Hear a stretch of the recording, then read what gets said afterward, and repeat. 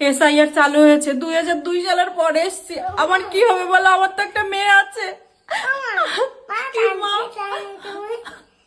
কিছু হয়নি মা, আমার মেয়েকে ছাড়া আমি কি করে থাকবো বলো?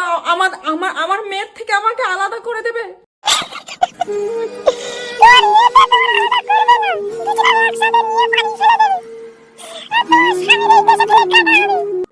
নাকি আমার মেয়েকে আমার থেকে আলাদা করে দেবে, নাকি আমাকে আর আমার মেয়েকে আমার স্বামীর থেকে আলাদা করে দেবে?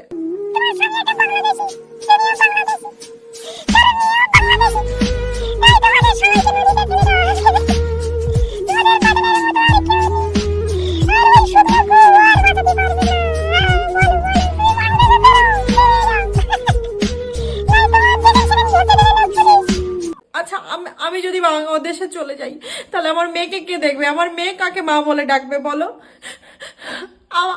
আচ্ছা, আমরা তো প্রায় 20 বছর হয়ে গেছে ছোটবেলায় এখানে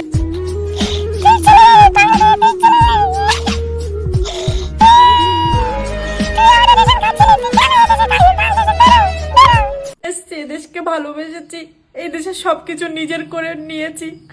যখন থেকে বুঝতে শিখেছি তখন থেকে আমরা নিজের দেশ হিসেবে জানি, সেই ছোট্টবেলায় এসছি। তাহলে আজকে যদি আমি চলে যাই তাহলে আমার মেয়ের কি হবে বলো? আমার মেয়ে কোথায় যাবে?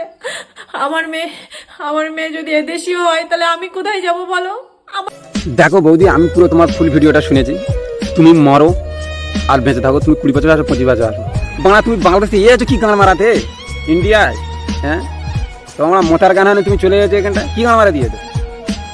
সালা বাংলাদেশি এখন মেয়ের আলাদা করে দেবে, স্বামীর আলাদা করে দেবে, নাটক করতে যাচ্ছো এখানটা, হ্যাঁ?